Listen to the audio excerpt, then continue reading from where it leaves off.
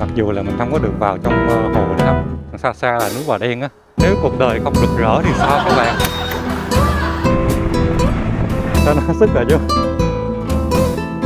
Chú làm đây được bao lâu rồi chứ? Có 3 yếu tố ảnh hưởng tới cái câu nói này. Khu vực mình chỉ có nhiêu đây thôi đúng không chị? Mời các bạn nha.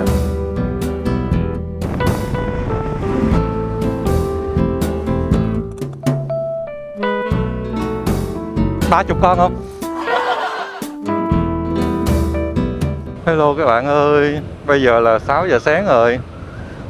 Mình mua đồ ăn sáng, đang chuẩn bị chạy qua bên hướng An Sương các bạn. Tại vì hôm nay mình sẽ đi Tây Ninh, cho nên mình sẽ đi qua hướng đó. Giờ này thì thấy xe bắt đầu cũng đông đúc lắm rồi đó các bạn. Biết sao là đi sớm dữ vậy đó, các bạn thấy không? Hướng từ dưới kia lên đông quá trời đông luôn xe. Giờ có cái hầm chui luôn á. Ai mà lâu quá không đi qua đây thấy nó lạ lẫm lắm các bạn. Còn có đèn đỏ nữa nha. Nhưng mà các bạn muốn qua là qua đâu. Nói chung có cái hầm mình thấy xe đi nó cũng đỡ hơn các bạn. Nhưng mà ngán nhất vẫn là kẹt ngay cái khúc này các bạn ơi. Ngay cái bến xe á, xe đông lắm mà đường nhỏ nữa. Rồi xe 4 bánh cứ chạy vô trong ngoài nên chạy cứ tà tà không à. Thành ra là hôm nay mình tính dậy sớm đi các bạn. Mà không biết sao tối hôm qua ngủ không có được. 10 giờ kém đi ngủ rồi mà tới 11 giờ mình mới cảm giác là mình ngủ được á. Nên là sáng dậy cũng hơi phê.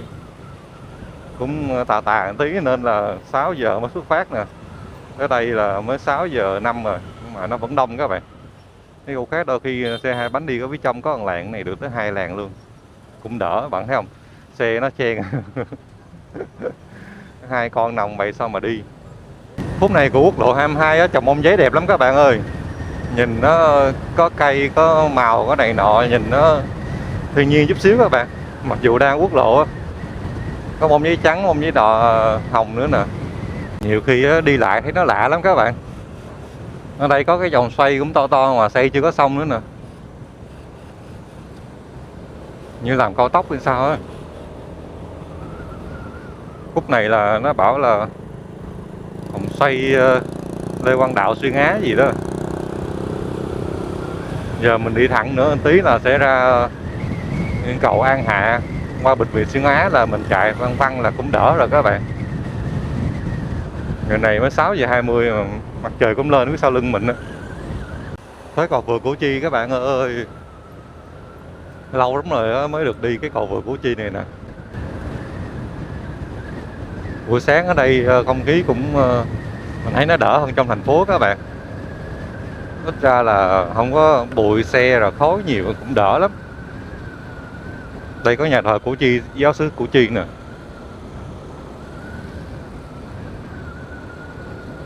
Đây cũng mình thấy cũng lâu rồi, hồi xưa như 2008 mình có xuống đây một lần các bạn.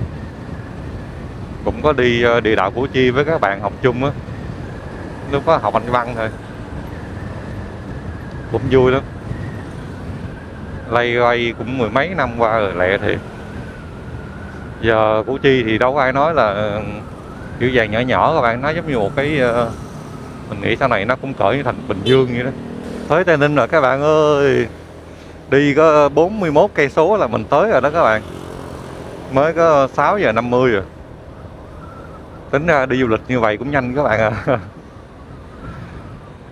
Bây giờ mình sẽ di chuyển tới điểm đầu tiên của mình. Bây giờ mình sẽ di chuyển tới điểm đầu tiên của mình á. Cũng còn 30 cây nữa thôi.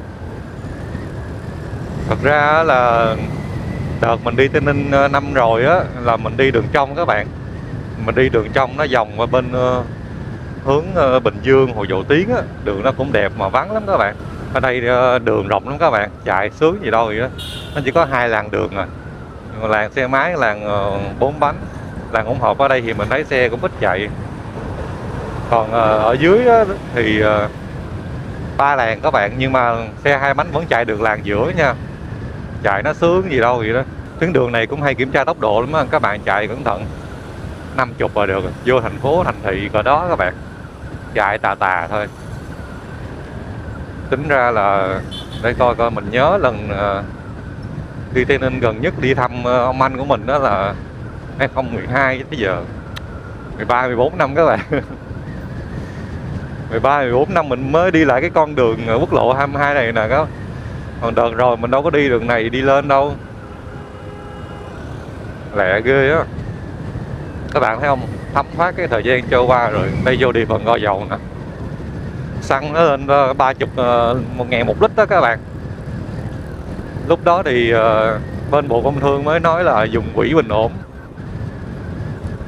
Nhưng mà các bạn biết sao không? Quỹ bình ổn á, mình có coi thông tin mình không biết chính xác không nha, nhưng mà theo cái cách tính của mình á, thì quỹ bình ổn xăng dầu á, còn 5.600 tỷ mà ước tính là chỉ dùng được có 15 ngày thôi các bạn. Bữa giờ chắc cũng 5-7 ngày gì rồi đó. Xăng dầu lên á, thực tế là như các bạn thấy á, chiến tranh Mỹ với lại Iran á, nó diễn ra thì đôi khi chúng ta nghĩ là ở Việt Nam chúng ta xa xôi như vậy đâu có ảnh hưởng gì đâu. Còn xăng dầu lên thì chút nó cũng xuống luôn các bạn. Nhưng mà không phải đâu. Khi mà xăng dầu lên rồi đó là nó kéo theo mọi thứ khác lên. Mà mọi thứ khác lên rồi đó thì nó hầu như là nó không có xuống lại các bạn. Mình nghĩ rồi chứ các bạn tưởng tượng nó giống như lương vậy đó. Khi mà ai đó tăng lương cho các bạn xong rồi các bạn có muốn giảm lương không? Không, đúng không? Nên xăng dầu lên xong giá lên rồi hầu như là ít khi nào mình thấy nó giảm lại xuống các bạn. Nó cứ lên như vậy, lên hoài luôn á. Thành ra là mình thấy cái này cũng khó lắm các bạn. Nhưng mà mình thấy mình chia sẻ quan điểm cá nhân nữa nha. Tính ra là mình thấy cũng nể Tổng thống Trump ghê các bạn. Thiệt luôn á. Mình không phải người thích chính trị hay là điều hành kinh tế xã hội các bạn. Mình thích tự do mà thấy ổng làm mà sau này từng bước mình mới thấy hay lắm các bạn ơi. Người ta tính hết từ đầu đến đích luôn rồi. Đầu tiên là hốt Mexico trước đó, hốt Mexico xong rồi bắt đầu đánh Venezuela để mà bình ổn xăng dầu cho bên Mỹ. Sau khi Venezuela bình ổn xăng dầu xong rồi nó bắt đầu quay qua đánh Iran các bạn. Bài bản nha các bạn, không phải giỡn đâu. Mà cái bài bản nó mới làm cho bên Trung Quốc đó các bạn bắt đầu thấy mệt rồi đó. Tại vì các bạn biết không, đất nước Trung Quốc đó là một ngành công nghiệp nó phụ thuộc rất nhiều vào xăng dầu luôn các bạn. Mà nghe chữ dầu vậy thôi các bạn nghĩ là dầu vậy bình thường, nhưng không phải đâu. Dầu nó còn sinh ra nhiều cái sản phẩm liên quan lắm. Ví dụ như là nhựa đi đó, dầu các bạn làm ra được nhựa mà Trung Quốc sản xuất hàng giá rẻ, người ta sẽ cần nhựa. Còn nhựa rẻ, giá thành rẻ. Hồi xưa là mua dầu rẻ của Venezuela, của Iran này nọ các bạn, nên thoải mái lắm. Còn bây giờ là bắt đầu mệt rồi đó. Phường Gò Dầu, ôi rộng quá các bạn ơi. Chỗ này đẹp quá à. Này cách một bài 15 cây nè. Cổng chào phường Gò Dầu. Qua đây là bến cầu nè các bạn. Đây là cầu Gò Dầu nha. Ô, sáng giờ đi 60 cây số rồi các bạn. Đây là sông Vàm Cỏ Đông nha các bạn. Sông Vàm Cỏ Đông có tổng chiều dài khoảng 280 km, phần chảy trên đất Việt Nam dài khoảng 190 km. Bên kia là có cái đồng lúa xa xa này các bạn. Trời ơi, có những chỗ lúa chín nó vàng rồi kìa. Mấy có đường vô thăm không? Cầu Gò Dầu. Mình đi tầm 10 cây số nữa là mình tới rồi. Sông Vàm Cỏ Đông bắt nguồn từ những vùng đồi thấp ở tỉnh Phraya, Campuchia, chảy qua biên giới vào tỉnh Tây Ninh và hòa cùng sông Vàm Cỏ Tây vào đầu sông Vàm Cỏ ở Cần Đước. Đây là mình sẽ rẽ trái ở tỉnh lộ 786 nha. Hồi nãy nó có chỉ mình quẹo phía dưới các bạn, nhưng mà mình thấy thôi cứ đi thẳng theo hướng quốc lộ 22 đường xuyên Á đi cho nó chắc ăn. Giờ này mới có 7 rưỡi à. Tính ra là sáng giờ mình đi tầm 1 tiếng rưỡi rồi. Đi được 68 cây. Mình nhớ hồi xưa là có cái tuyến xe buýt đó, chuyên cho đi cửa khẩu Mộc Bài các bạn. Ra đó cái mình được đi siêu thị Mộc Bài, mua hàng miễn thuế duty free á các bạn. để coi 2011 hay sao á. Lên xe ngồi tiếng mấy là tới rồi, chắc cỡ tiếng mấy 2 tiếng. Đây rẽ trái nè.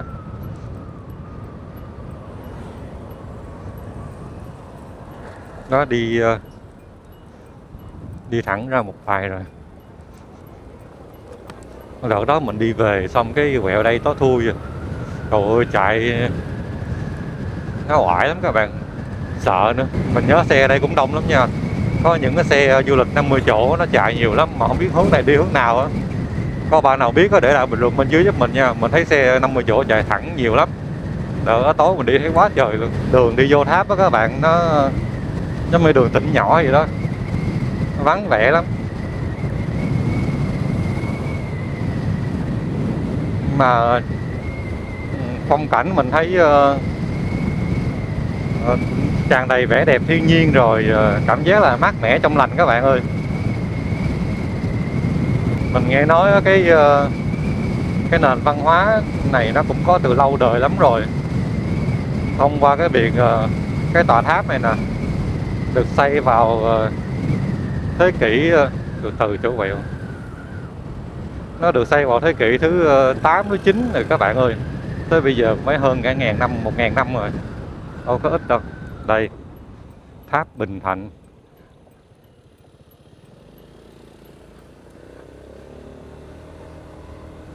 Nghe nói là đi vô tháp này đi ngang qua một cái thôn xóm cũng yên bình lắm các bạn, nên các bạn chạy qua đây cũng đó, nhẹ nhàng bình thản nè các bạn, đừng có nẹt bô nha. Tòa tháp này nằm ở trong đây, nằm trong cái khu làng xóm.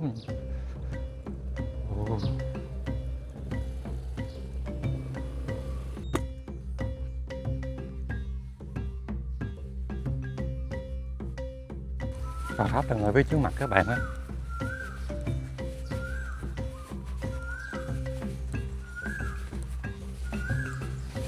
Đó, tòa tháp chỉ cao có 10 mét thôi các bạn. Công trình này á, được xây bằng những cái khối gạch nung á các bạn. Gạch nung á, xếp chồng khít lên nhau luôn mà không thông qua chất kích dính nào hết luôn á. Các họa tiết hoa văn như là hình lá cúc nè, hình thú trên vách tháp vẫn còn rất rõ nét sau hơn 1000 năm các bạn.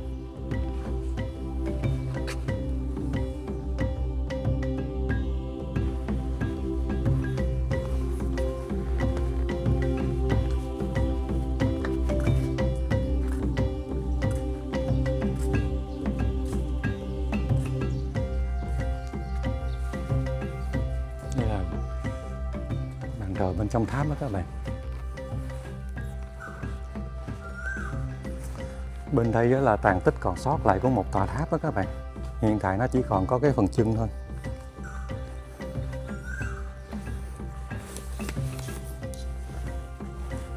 Bên trong chỗ tàn tích còn lại các bạn. Các bạn thấy không, những cái viên gạch người ta xếp chồng lên nhau, không có dùng vật liệu hồ vữa gì hết. Cái này hả chú? Dạ, là 3 tòa tháp cổ, chỉ còn có cái này là mình còn phục dựng lại được. Cái mới là cái nào chú? Là cái màu hả chú? Cái mới là cái gạch mới, cái mai liền đó. Còn mấy cái viên mà cũng bị riêu mà ở dưới là có phải gạch cũ không chú? Hay là cũ á, mấy cái lon lỗ là con cũ á. Tại thấy nó cũng có riêu ở phía dưới. Nó riêu phía dưới này thì nó còn ẩm á, cái độ ẩm á. Dạ. Còn ở trên này nó không có ẩm, nó không. Dạ. Cái này là cổ nè. Là cổ nguyên gốc luôn đúng không chú? Dạ. Nguyên thủy của nó nè. Hay quá hả chú? Con thấy nguyên thủy của nó cứng. Dạ. Càng ngày càng cứng. Của Dạ. mình nè, mới nè. Bút mẹ nó. Ủa, sao nó sức rồi chú? Nó dán không bằng ta. Dạ. Chú làm đây được bao lâu rồi chú? Mười mấy 20 năm rồi. Dạ. Năm 20 tới nay. Dạ, 2010 luôn. Dạ, cũng cực vất vả chú ha. Vui mà. Dạ. Con cảm ơn chú nhiều ơi. Dạ, đây chú nói là thờ thần nông. Thì ngày lễ chú nói là 11, 12 tháng 2 âm lịch đó là lễ được tổ chức ngay trong cái đình này nè các bạn. Đây là bên trong đình thần Bình Thạnh các bạn.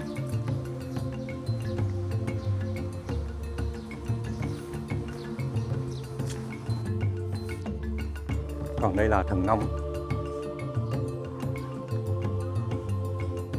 Miếu thờ ngũ hành. Đó thì xung quanh đây nó chỉ có như vậy thôi các bạn. Chú nói là trong kia cũng còn một cái tòa tháp cổ, trong đây này các bạn còn một cái tòa tháp cổ di tích còn sót lại nữa thôi à. Sẽ đi ra xe và tiếp tục hành trình nha các bạn. Mấy con này nó biết ăn ghê các bạn ơi. Bánh Tơ nó ăn ngon liếp mép vậy luôn rồi. Cái cổng của tòa tháp chỗ này nè các bạn, được mới xây lại vào Tết năm nay 2026 á. Bây giờ mình sẽ đi ra ngoài, ghé ngang qua cửa khẩu Mộc Bài một tí, rồi sau đó mình sẽ đi tiếp về hướng Tây Ninh nha. Không biết sao hồi nãy đi tham quan xong cái người nó mệt các bạn. Mình ngồi nghỉ ăn cái bánh giò kiếm năng lượng lên tí, uống miếng cà phê vô. Giờ đỡ rồi các bạn, đi tiếp thôi. Ở đây không có cho quẹo qua các bạn ơi, mình phải quay lại xuống dưới cái mình vòng lên. Ôi, không dám quẹo mà sao người ta quẹo dữ vậy.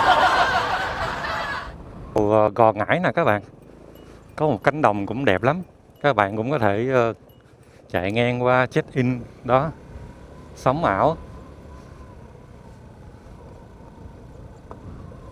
Nhưng mà không biết có chạy ra được không. Mình thấy đường cũng rộng nên mình vô các bạn.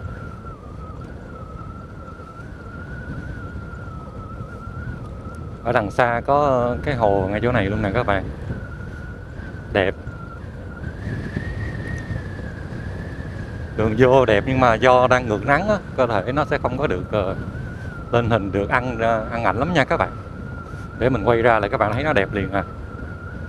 Đó, các bạn không cần phải đi tới cánh đồng lúa An Nhất đâu, các bạn ghé đây cũng được. Mà phải lúa không ta có những mình dân thành phố luôn á, nên là đâu có trồng lúa bao giờ đâu mà biết. Thôi để mình quay ra khúc này đẹp nè. Còn đây là chỗ có rơm, người ta làm rơm rạ các bạn.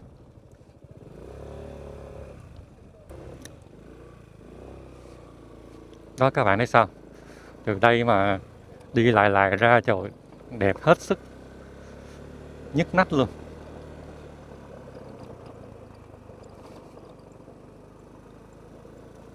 Các bạn thấy đúng không?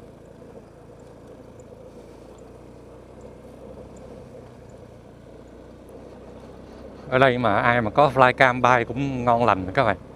Mình kênh nghèo mà đâu có tiền mua flycam đâu. Đùa thôi chứ mình không có thích bị vướng vô mấy cái thủ tục pháp lý này nọ các bạn ơi. Mất thời gian rồi. Chưa kể flycam á các bạn, dễ bị hư, dễ bị sao ta, nó mà bay mà nó rớt mà nó mất sóng là về các bạn xác định là đi sửa rồi đó. Sửa lần có 3-4 triệu, 2-3 triệu bình thường các bạn. Nên mình thấy như vậy nó cũng phiền lắm. Mà thêm một cái nữa là pin của mấy con flycam xài giờ cũng ít lắm các bạn. Quay đâu được bao lâu đâu, còn xách theo đùm đề. Qua khỏi cầu Gò Ngải này thì mình tới ngay xã Bến Cầu rồi nha. Bây giờ mình đi thẳng ra nữa thì ngay cái ngã tư hồi nãy á, là mình sẽ rẽ trái đi Mộc Bài. Mình lướt qua thôi các bạn. Đây có một cái rừng nhỏ nữa, rừng ngập mặn.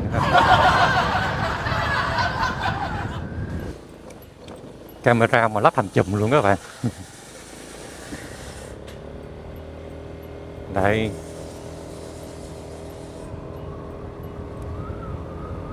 Lần đó mình đi chắc ban đêm á, mưa nữa nên chạy thấy nó lâu, chứ sao ban ngày mình đi chạy thấy nó phà bình thường các bạn. Đi có chút xíu là thấy ra khỏi tháp cổ rồi. Ở đây kinh doanh nhiều nhất là vẫn là hai thứ. Thứ nhất là quán cà phê quán nước đó các bạn. Thứ hai là chuyên nhập khẩu qua Campuchia, mặt hàng này nọ vậy đó. Ở đây cũng có cái xăng BV luôn. Nếu mà sáng giờ các bạn đi chưa đổ xăng á, các bạn ghé đây đổ cũng được. Mình thì còn đầy, đi chắc phải 300 cây hơn nữa mới hết lần. Mà sáng giờ đi mới có 80-90 cây à. Đây hôm bữa mình ghé góc ngay đây nè.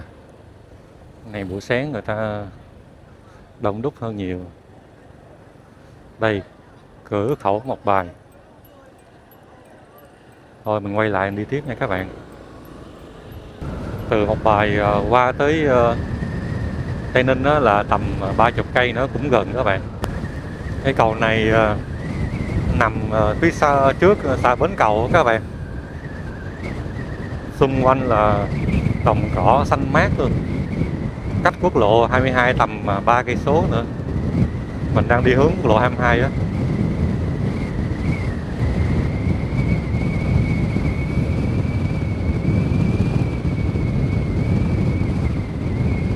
Đi dưới hai hàng cây này nó mát lắm các bạn ơi. Còn cảm giác giống như khu dưới miền quê vậy đó. Không khí ở đây trong lành lắm. Nếu mà các bạn đi lộ trình giống như mình vậy đó thì mình có để đường link ở bên dưới á, chút nữa các bạn xem mà các bạn cần á, có thể click vào trong mô tả video nha. Ở trong mô tả video mình sẽ có kèm đường link bản đồ nè. Xong Vàm Cỏ Đông nha. Đó, bên tay trái mình đây nè các bạn. Đường ở đây các bạn chạy được tới 60 cây số một giờ luôn. Cho nên là chạy cũng ok lắm các bạn, không đến nổi. Và mặc dù là 2 làn đường nhưng mà xe 2 bánh chạy phía mé bên này cũng ok các bạn, ổn hơn là so với 3 làn đường mà chỉ chạy sát trong lề. Nên di chuyển mình thấy cũng ổn hơn.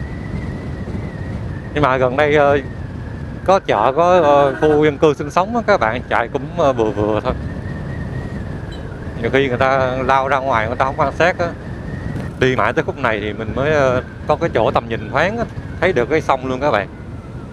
Đó, nhưng mà sợ các bạn lên video các bạn thấy không có rõ thôi. Ở đây còn có một khúc nữa là đi dọc theo bờ sông đó, là mình sẽ rẽ phải rồi, không có đi theo sông nữa. Đây là cầu rạch rễ dưới nè, đó các bạn thấy không? Đó, sông Vàm Cỏ Đông á, bên kia là cánh đồng nè.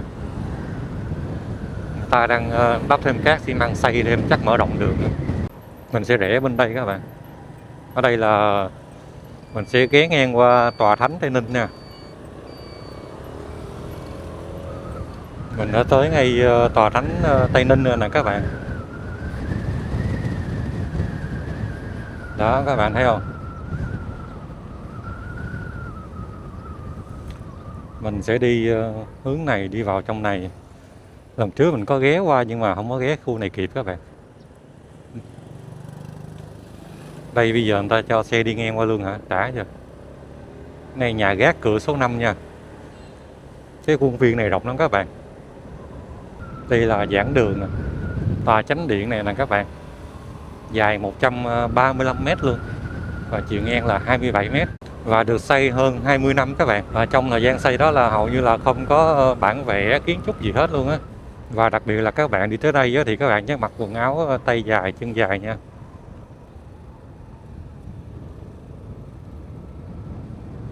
Đây là chánh điện chính luôn. Dài 135 m. Chiều rộng 27 m. Và khi mà hành hương hành lễ các bạn, người ta thường đứng sát vào trong đây luôn nè. Ở đây mình nhớ là giờ lễ có 4 lễ các bạn. Cũng đơn giản lắm. 6 giờ sáng với 6 giờ tối nè. 12 giờ trưa với lại 12 giờ đêm các bạn. Là khuôn viên bên trong nè. Và đặc biệt là các bạn không có được chụp hình ở bên trong, là hình con mắt các bạn không được chụp. Và giờ hành lễ cũng không được chụp luôn các bạn. Rồi mình sẽ đi tiếp nha các bạn. Bây giờ là 9 giờ 40 rồi. Đây khá rộng lớn. Có nhiều cổng lắm các bạn. Mình nhớ là 10 hay 12 cổng thôi. Nhiều cổng lắm. Nó giống như là hình thành nên một cái khu vực, một cái ốc đảo gì đó ở giữa lòng thành phố. Rất là đặc biệt luôn. Ở đây là Tây Khán Đài nè. Và trong cái khuôn viên 1,2 km này nè là có hơn 100 công trình kiến trúc hạng mục các bạn. Đại đạo Tam Kỳ Phổ Độ. Ở đây bây giờ xe chạy qua chạy vô cũng nhiều đó các bạn. Người ta cho xe đi xuyên qua luôn á. Khá là đặc biệt. Mình nhớ là nếu mà những cái công trình tôn giáo khác á, thường người ta sẽ khép kín, không có cho người dân địa phương hay là người lạ chạy vô đó các bạn. Nó sẽ hơi phức tạp. Mà riêng chỗ này thì mình thấy người ta chạy xe bình thường. Nhà gác Chánh Môn 1, đây là cổng số 1 nè. Hồi nãy mình đi vô là cổng số 5, ra cửa số 11.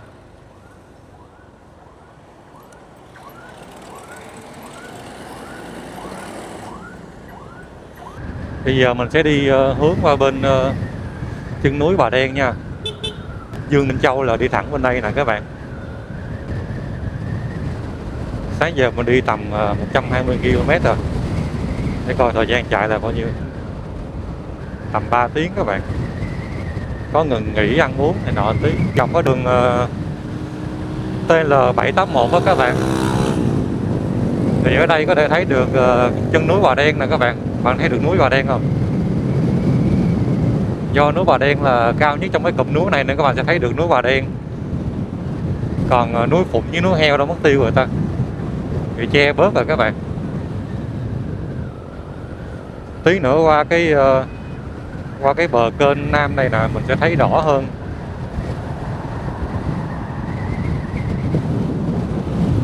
Mà hôm nay biết sao có sương mù có gì đó, nó che lờ mờ các bạn ơi.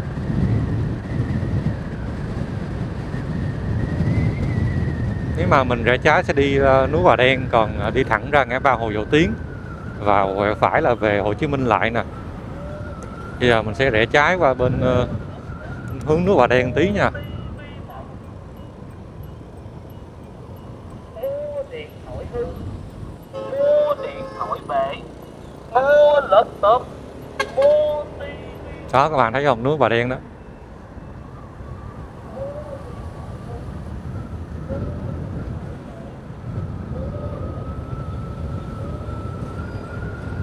Ở đây thì chạy lại được 50 cây số rồi nè, hết bị hạn chế 40. Cách xã Dương Minh Châu còn 8 cây số nữa các bạn.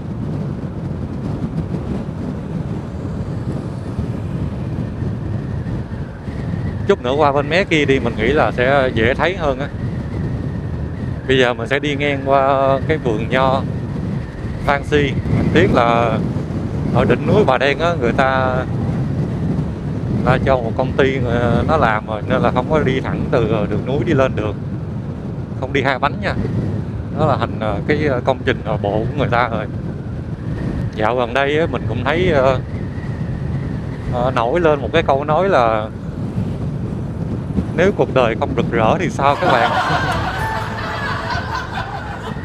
Mình cũng có suy nghĩ qua các bạn, nó cũng làm mình cũng hơi suy chút xíu à. Thực tế thì xét theo quan điểm cá nhân mình thôi nha, là mình thấy là có 3 yếu tố ảnh hưởng đến cái câu nói này. Thứ nhất là cách các bạn định nghĩa rực rỡ là như thế nào. Thứ hai là độ tuổi của các bạn. Và thứ ba là xuất phát điểm của các bạn. Ba cái này mình thấy nó ảnh hưởng rất là lớn luôn á. Còn không biết các bạn thì sao, các bạn có ý kiến quan điểm nào khác thì các bạn có thể để lại bình luận bên dưới nha. Về định nghĩa rực rỡ thì mình thấy nó cũng mơ hồ lắm các bạn. Theo vật lý thì không có gì gọi là bất biến mãi mãi được. Và với tuổi đời của con người chúng ta sống tầm 60-70 tuổi á, thì rực rỡ thì mình thấy nó cũng khó các bạn. Sau đó ai cũng sẽ có giai đoạn rực rỡ. Có người giống như là người ta sẽ rực rỡ vào giai đoạn có những người ta rực rỡ sớm lắm nha, giống như người ta làm diễn viên điện ảnh nổi tiếng này nọ vậy đó, như mấy diễn viên nhỏ nhỏ nhí nhí nè. Rồi sau đó tới giai đoạn lớn lên rồi người ta đâu có rực rỡ được như vậy nữa đâu. Hoặc là đôi khi có những người ta rực rỡ giai đoạn chớm nở, như là tầm tuổi trăng tròn đi đó, từ trăng tròn người ta rực rỡ xong tới 30-40 cái người ta hết. Hoặc có những người rực rỡ từ 30-40, có khi người ta rực rỡ từ 40-50 các bạn. Nên mình thấy nếu mà nói về cái độ tuổi thì thực sự là rất là khó. Cho nên nếu mà dùng cái từ cuộc đời rực rỡ thì mình thấy nó hơi chung chung mơ hồ á. Đúng ra là phải là cái độ tuổi rực rỡ hơn á. Còn về rực rỡ thì mình thấy là tùy nữa, giống như có nhiều người nghĩ là nó phải xuyên suốt, nó phải mãi mãi. Thì mình nói thật các bạn luôn là ít lắm các bạn ơi. Có ai mà rực rỡ hoài được đâu. Trên thế giới này biết bao nhiêu người ta rực rỡ một góc độ nào đó thôi, hoặc là một cái khoảng thời gian nào đó thôi, chứ rực rỡ hoài khó. Mình ví dụ đi ha, cái gần gần cái giới tuổi mình đi thì là ông chủ Facebook đó các bạn, Mark Zuckerberg á, người ta cũng rực rỡ một giai đoạn thôi. Tới bây giờ mình thấy nó đang đi xuống rồi đó các bạn. Các bạn đồng ý không? Cái thời mà lúc mà mình lập tài khoản Facebook có lên nó trồng cây làm này làm nọ đó thì năm 2008 2010 mình quên mất tiêu, nói chung mười mấy năm trước rồi các bạn. Đó thì các bạn thấy đó, tới bây giờ một thời gian sau thì nó cũng đi xuống rồi, làm gì nói là người ta rực rỡ được, trừ khi là bây giờ người ta qua công việc khác, người ta làm cái gì đó đầu tư vô, giống như bây giờ ông đang đầu tư vào trong AI, vào trong nhiều cái khác nữa các bạn, thì nó mới đẩy được cái thời gian rực rỡ tiếp nữa. Cho nên nói cho công bằng đó các bạn, nếu mà rực rỡ thì khó định nghĩa lắm, và mỗi người mỗi giai đoạn rực rỡ nó khác nhau nữa. Còn về cái yếu tố thứ ba mình nói các bạn đó là xuất phát điểm nữa các bạn. Giờ xuất phát điểm các bạn sống trong một gia đình có truyền thống, các bạn có điều kiện thì mình nghĩ là các bạn rực rỡ nó cũng dễ hơn, và dĩ nhiên là nó cũng sẽ dễ lụi tàn hơn nếu các bạn ăn chơi, đúng không? Còn những người như là xuất phát điểm như mình đi, thật sự mà nói luôn, mình tính ra là đâu có ai giúp đỡ mình đâu. 26 tuổi mình ra trường mình đi làm, tới bây giờ mình đi con xe Vosa 300 nhập Ý, mình có điều kiện chơi đồ công nghệ này nọ, rồi mình vẫn còn đi quay vlog, mình thấy mình vẫn rực rỡ các bạn. Mỗi giai đoạn mình rực rỡ nó khác nhau nha. Giai đoạn kia là mình rực rỡ về sự nghiệp, về công danh. Giai đoạn này mình rực rỡ về cái mảng khác các bạn.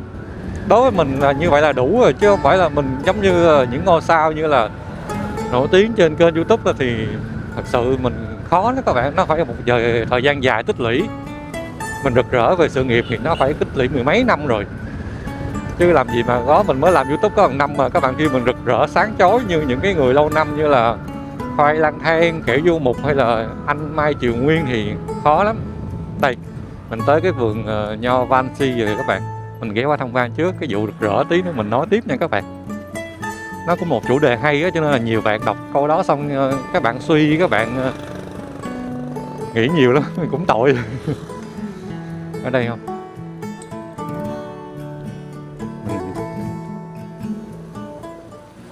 Ở đây á, các bạn nếu mà tham quan á, các bạn phải đi vào mùa hè. Từ tháng 4 là nho nó lên trái các bạn. Còn bây giờ một năm chỉ có một mùa. Mình đi mùa này là mới tháng 2 âm lịch nè, tầm tháng 3 á, nó cũng chưa có gì hết, nên là cũng quay sơ cho các bạn coi thôi nha. Đó. Nho gì chị? Nho thân gỗ, nhỏ xíu rồi các bạn. Cái cam mình đâu có quay được sát gì đâu. Đó, nho thân gỗ. Còn cái này nho rừng, đây người ta cũng mới làm lên chút xíu thôi. Khu vực mình chỉ có nhiêu đây thôi đúng không chị? Cái này là mô hình để tham quan thôi. À, mô hình tham quan khu này. Đó. Đây là nho Hồng Quân. Dưới đây hả chị? Đặc sản đây là rượu nho rồi mấy cái sản phẩm gì nho hả chị? Có rượu nho với mật nho thôi. Mật nho uống có say xỉn không? Mật nho thì nó đi có vị men nhẹ. Mật nho có men nhẹ hả? Uống có cồn là đi có bị thổi không? Đây sản phẩm nè. Cái này mật nho là 140 đó các bạn. Bên đây có rượu nho nữa. Đó thì các bạn thích uống rượu nho thì có thể ghé mua đây thử. Đây được mời một ly mật nho các bạn. Xíu mà mình sợ uống nó lên độ trà xe không có được, nhưng mà nghe nói là không có các bạn. Mời các bạn nha. Uống này chắc mình phải uống nướng nhiều cho nó loãng các bạn. Có cái vị men mà mình nghĩ là nó có độ, người ta nói không độ nhưng mà mình nghĩ là có. Rồi thì uống vô mình có cảm giác lắm các bạn. Ngon các bạn. Rồi, giờ chuẩn bị lên xe đi tiếp thôi các bạn ơi. Tới tham quan chơi và ngồi uống rượu nho. Mình sẽ đi tiếp qua bên điểm tiếp theo nha các bạn.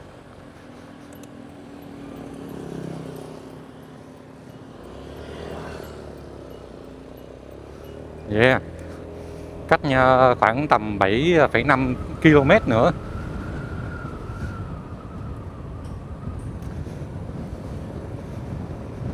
Có thể bạn đã biết hồi xưa các bạn, trước khi mà có tên núi Bà Đen á, nó đã từng trải qua hai cái tên, đó là tên núi Bà Vinh, rồi sau đó núi Một nữa các bạn. Sau này mới có tên núi Bà Đen như bây giờ. Hiện tại á, thì mình nhớ là có con đường cho mọi người chạy bộ lên đó các bạn. Còn xe hai bánh thì không được, cũng hơi tiếc.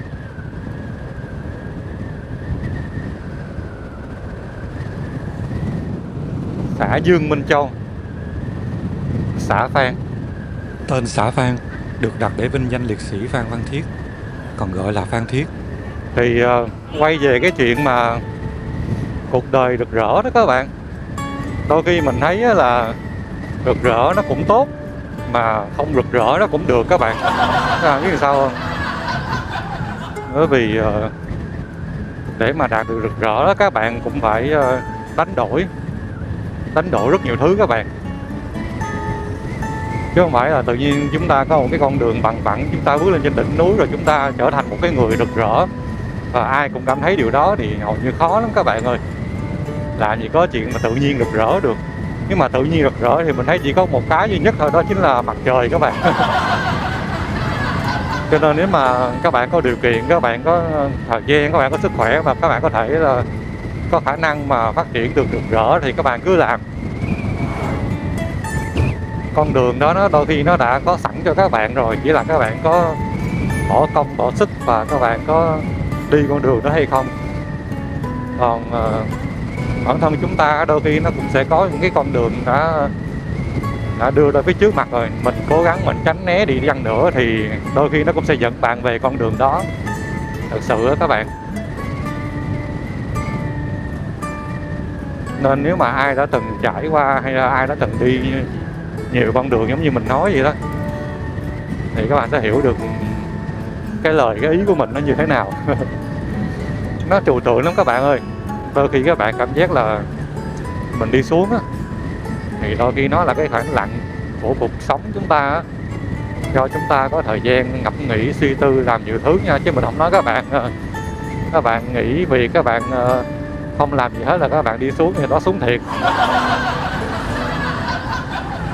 Giống như mình đi qua nhiều nơi, qua nhiều con đường, qua nhiều thứ, nó rèn giũa cái tâm tính, nó rèn giũa cái ý chí của mình các bạn.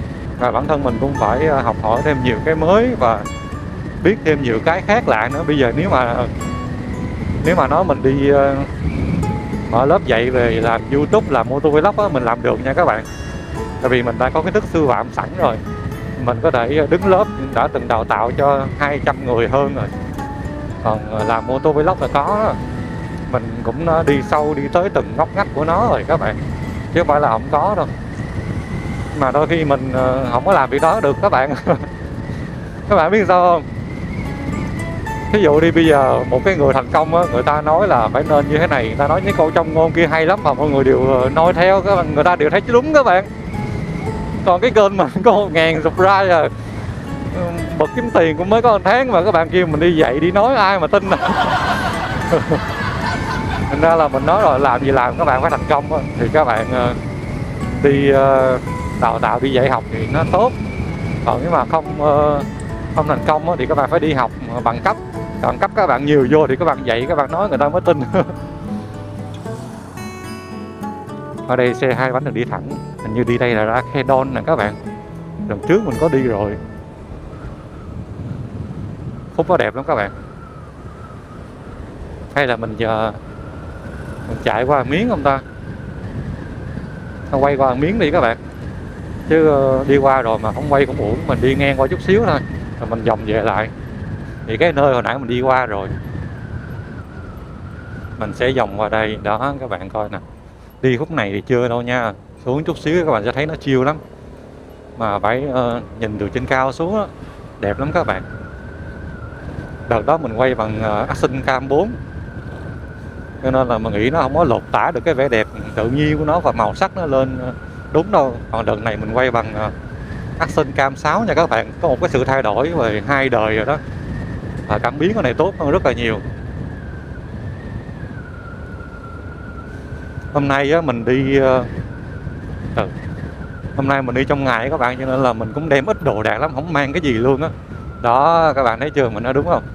Đây các bạn sẽ thấy được cái núi Bà Đen rất là hùng vĩ luôn. Đó các bạn thấy không? Nóc nhà của Đông Nam Bộ nè, 986 m nha các bạn. Quá đẹp luôn.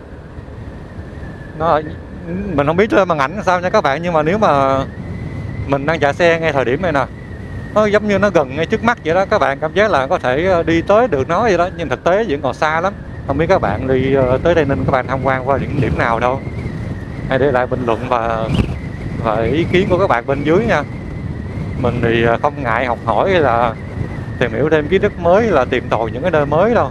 Nếu mà các bạn nào xem kênh mình lâu thì sẽ thấy là mình luôn trả lời lại bình luận comment đó. Chạy tới đây là mình thấy nó cũng gần gần lắm luôn rồi đó, không biết các bạn thì sao. Thôi mình sẽ quay ra mình đi tiếp nha các bạn. Đây là nghĩa trang liệt sĩ Dương Văn Châu các bạn. Tới khu vực này thì mình sẽ rẽ phải.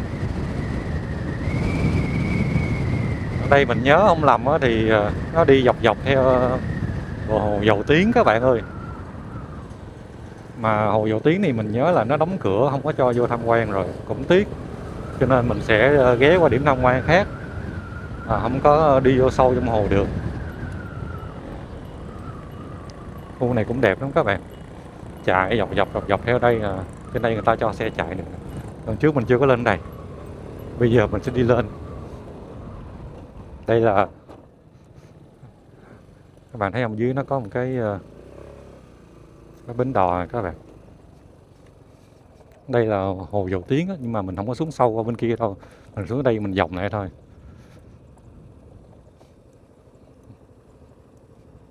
Nước bên kia nó ngập vô trong mấy luôn kìa. Mình quay lại, bị khó không trời. Xuống là quay các bạn. Hồi nữa có nào lao xuống nước luôn không? Ây da.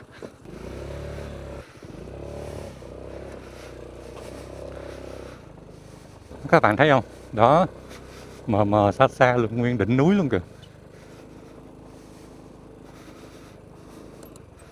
Mình sẽ thử chạy dọc theo con đường này nha. Đó, mà không có đường ra thì sao các bạn?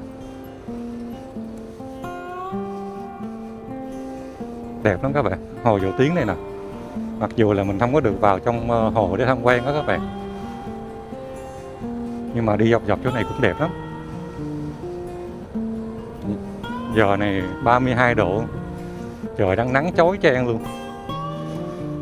Mà có một thằng mặc áo da vòng vòng đi quay phim các bạn. Trời ơi, áo da màu đen đó các bạn, nên nó hấp nóng vô dữ lắm.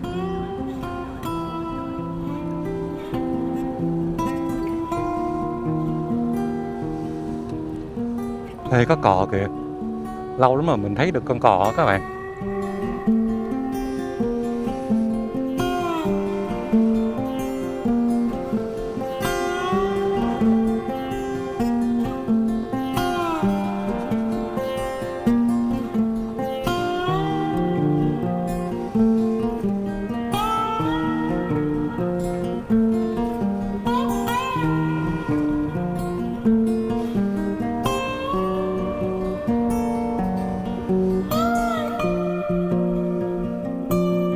Có cát sỏi nhỏ đó, các bạn chạy cẩn thận nha, hạn chế bóp thắng trước nữa, như là các bạn không có thắng ABS, nó chống bó cứng phanh đó.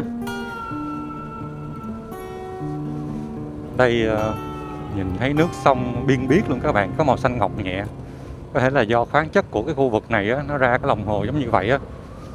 Và mình thấy là rõ nhất là ngay trong hồ,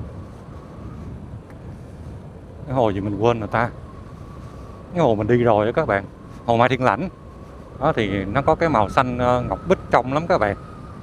Thì chắc ở đây là khu vực này đá granite nhiều á.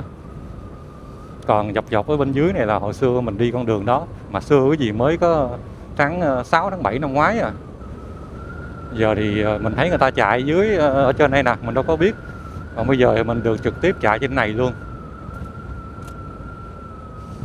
Đây là cống lấy nước kênh Tây của hồ Dầu Tiếng nha.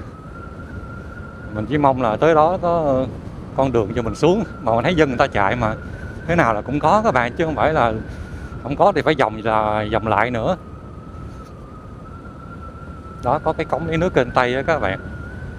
Mình thấy người ta có một cái điểm check-in review ở đây nè.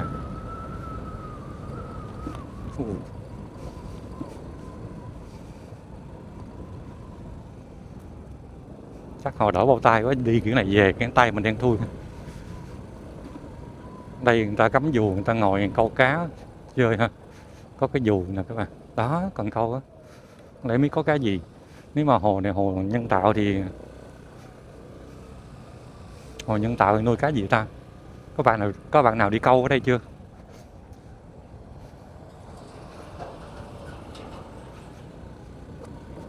Wow, đường phía trước là hơi xấu nha các bạn. Sình lầy không mà các bạn chạy không ai cẩn thận á, ai mà yếu to ấy xuống sợ sình văng lên dơ đó. Thế là dễ té lắm, giống như mình vậy nè. Nhưng mình né ở bên này các bạn. Bên này thì thấy nó khô hơn nè. Ngày mà mưa chắc lầy lội các bạn không có đi được đâu. Nên ai mà đi tham quan cái này mà mùa mưa thì các bạn đừng có nên đi nha. Còn không là đi mấy con xe cào cào á, mình thấy chắc nó ok hơn á. Chạy bao địa hình. Chứ xe tay ga như mình hay các bạn đi tay ga là phải cẩn thận. Đây, có cái từ mình qua khu này cái. Cái này khô nãy đi nó dễ nè. Cái này phải cái nhà cống lấy nước kênh Tây đúng không? Cái điểm tới rồi nè. Đó.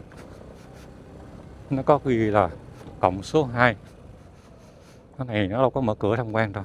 Mà chắc mình đi xuống check in chụp hình được mà. Xung quanh đây cũng đẹp nè các bạn. Có nước từ hồ vô nó chạm bên mé bên này nè. Nó tạo ra một cái hồ bên này. Nhìn nó chill lắm các bạn. Xa xa là núi Bà Đen á. Cái bên phải là núi Phụng nè. Còn núi Heo thì mất tiêu rồi. Ở đây mới có cho tham quan không? Nhưng mà mình nghĩ đi bộ ra đây coi thì được. Đó các bạn. Ra đây là có cái view quá đẹp luôn nè. Các bạn thấy sao? Đó các bạn qua đây coi chụp hình sống ảo qua này nọ nha. Đẹp lắm các bạn.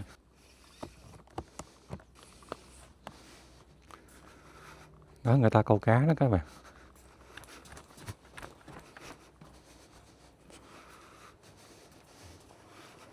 Rồi mình đi tiếp rồi các bạn ơi. Mình thấy đi lên thêm tí nữa có cái đường rẽ xuống được đó các bạn. Mình phải mang bao tay vô luôn mà nắng quá. 30 mấy độ nữa. Giờ này là 11 giờ kém rồi. Hình như cái chỗ đó hôm bữa mình ghé qua rồi.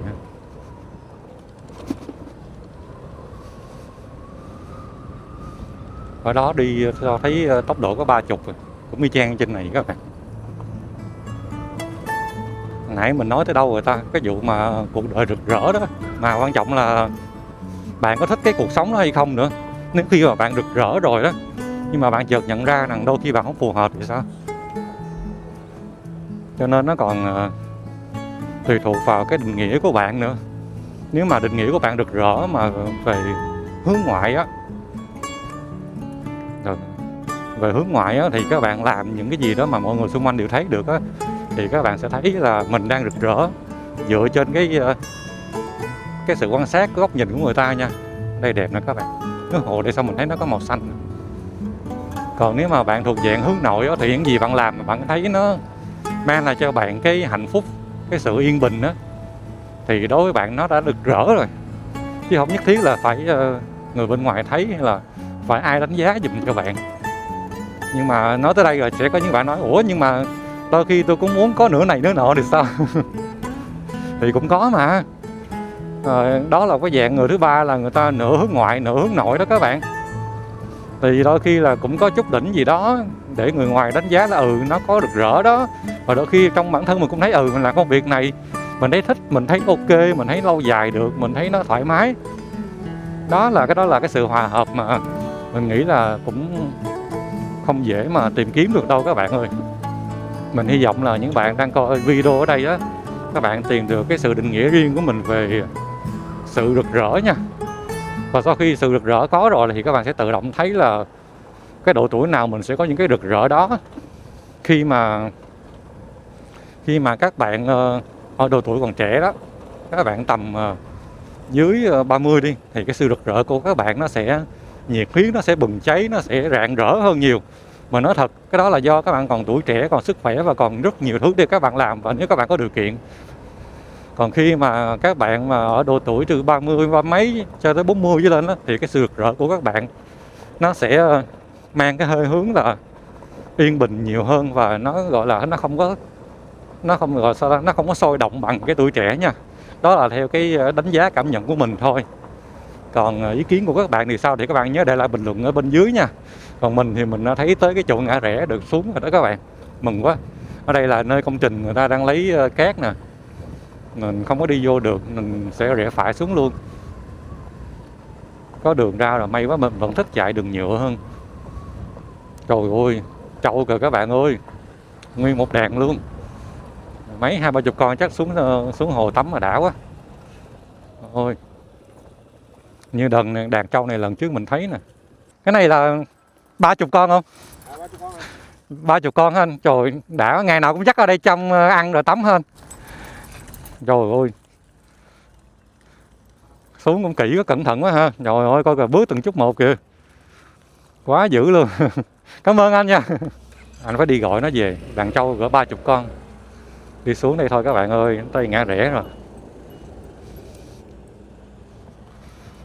Đây trơn cát lắm nha các bạn, cẩn thận nha. Ôi bụi nước kìa, ôi vô mắt luôn. Sao vậy, sao giọt mạnh vậy? Thằng kia nó ăn ra kìa. Ôi chạy cho lắm chưa, nó chưa chạy nhanh vô rồi cũng phải thắng này rồi. Ôi nó dứt bụi luôn các bạn ơi. Nếu mà các bạn thích thì có thể đi dọc ở trên đó tiếp, mình nghĩ là vẫn còn một cái đường xuống nữa lận, nhưng mà thôi mình không có đi cho nó đâu. Đường đá sỏi trơn, với lại nó chạy chậm chậm đó các bạn, dằn sóc hoài cũng mệt. Mình nay chắc cũng hơi phê rồi. Bây giờ là 11 giờ rồi, mình sẽ đi qua một điểm nữa. Thì cái này cũng là thuộc dạng gọi là đặc sản của Tây Ninh đó các bạn. Có bạn nào biết đi đâu chưa? Rồi tí nữa lên là mình bật tiếp nha. Còn bên đây là khu di tích đó các bạn, khu di tích lịch sử đó. Đó, căn cứ Dương Minh Châu nè.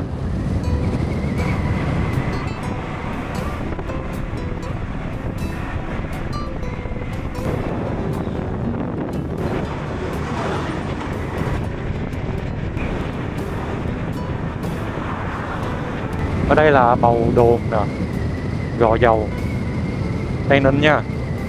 Đây là xã Truông Mích luôn nè. Còn đi tầm hơn 10 cây số nữa thôi là mình tới cái điểm tiếp theo đó các bạn. Đó chính là đặc sản Tây Ninh. Giờ này là 11 giờ rưỡi rồi.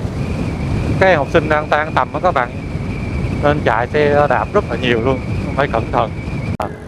Nội ô thị trấn Gò Dầu luôn các bạn. Mình không nhớ mình đi qua Gò Dầu chưa ta, hình như chưa á. Nếu mà đi cửa khẩu Một Bài là 10 cây nữa là chỗ hồi nãy. Còn cách thành phố Hồ Chí Minh là 48 cây số. Tí nữa mình ghé cái điểm này xong đó là mình sẽ ăn trưa ở đây, rồi mình đi về thành phố Hồ Chí Minh luôn. Dự kiến chắc về 50 cây thì mình đi 2 tiếng đi gì. Ở đây các bạn thấy không, bánh tráng nè. Các bạn thấy có muối không? Ở đây là mình đang đi thăm khu đặc sản của Tây Ninh nha các bạn. Bánh tráng các loại và muối Tây Ninh. Nhưng mà mình không biết nó ở đâu luôn á. Mình thấy có một chỗ để sản xuất mà sao bánh tráng Út Yến Tây Ninh. Đây là trường trung học rồi. Các bạn nào mà muốn mua đặc sản Tây Ninh thì ghé qua đây. Ở đây có bánh tráng nè, có muối luôn. Nhưng mà mình mình kiếm cái khu sản xuất mà sao không thấy ta.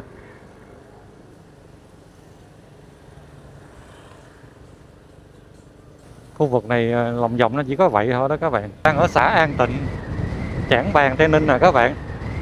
Nãy cái kia vòng vòng kiếm gì ăn không có các bạn ơi. Thế là mình ăn luôn lương khô rồi cái mình chạy tiếp tới đây luôn nè.